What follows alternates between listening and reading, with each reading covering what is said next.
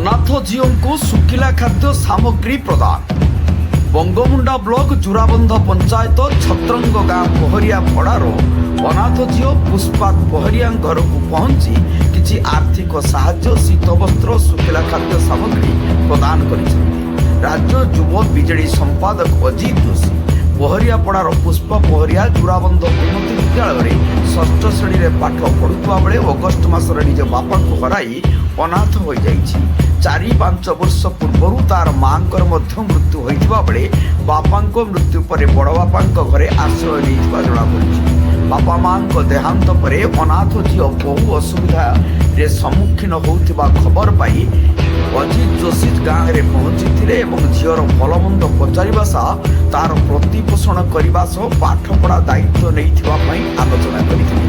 ଶୁଖିଲା ଖାଦ୍ୟ ସାମଗ୍ରୀ ପ୍ରଦାନ କରିବା ସହ ଆଗାମୀ ଦିନରେ ମଧ୍ୟ ଯଥାଚିତ ସାହାଯ୍ୟ କରିବ ବୋଲି ପ୍ରତିଶ୍ରୁତି ଦେଇଥିଲେ। ବଙ୍ଗମୁଣ୍ଡାରୁ ରାଧାଶ୍ୟାମ ମେହେରଙ୍କ ରିପୋର୍ଟ, ଜନତା ଏକ୍ସପ୍ରେସ।